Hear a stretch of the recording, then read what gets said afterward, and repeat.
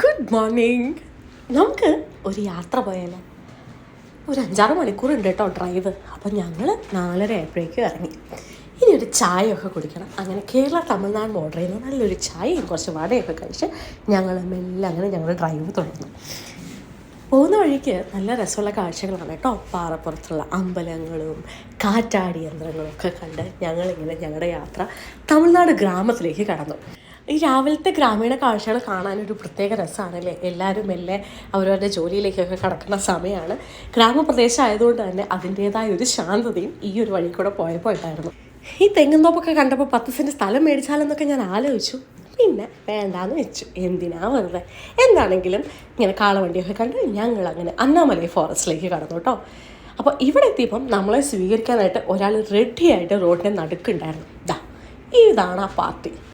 Welcome to Ooty, nice to meet you എന്നൊക്കെ പറഞ്ഞ് ആശാൻ്റെ വഴിക്ക് പോയി. എന്താണെങ്കിലും ആശാനോട് പോയി പറഞ്ഞ് ഞങ്ങൾ വീണ്ടും ഞങ്ങളുടെ യാത്ര തുടങ്ങും. ഇനിയിപ്പോൾ അടുത്ത ആളാരാണോ എന്നുള്ള വെയിറ്റിങ്ങിലാണ് ഞങ്ങൾ. അപ്പോൾ അതാ റോഡിൻ്റെ സൈഡിൽ എന്തോ നോക്കുമ്പോൾ ദേണ്ടടാ വരുന്നു അടുത്ത ആൾക്കാർ. എപ്പോഴായിരുന്നു എന്ന് നോക്കിയിരിക്കുകയായിരുന്നു ഞാൻ. ഒച്ച വയ്ക്കല്ലേ. ഈ സമയത്തൊക്കെ എൻ്റെ ഹാർട്ട് പടപടാതെ കിടന്ന് ഇടിക്കുകയായിരുന്നു കേട്ടോ. കാരണം മുന്നിൽ പോയ രണ്ടുപേരും ഓക്കെയാണ്, പക്ഷേ പുറകെ വരുന്ന ആളെ എനിക്ക് അത്ര അങ്ങോട്ട് പിടിച്ചിട്ടുണ്ടായിരുന്നില്ല.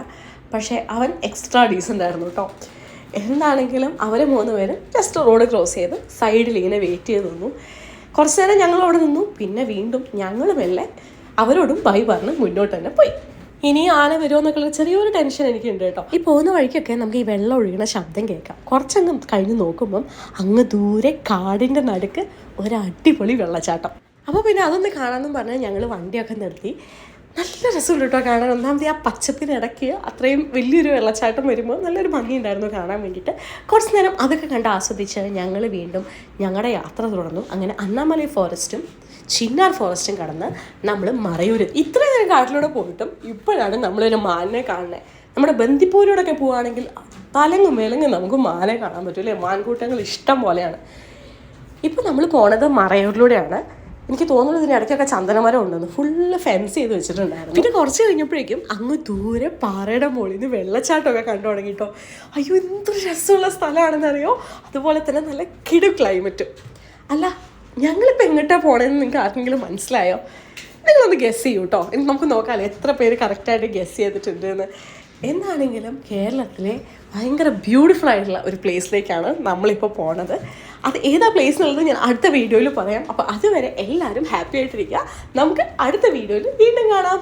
ബൈ.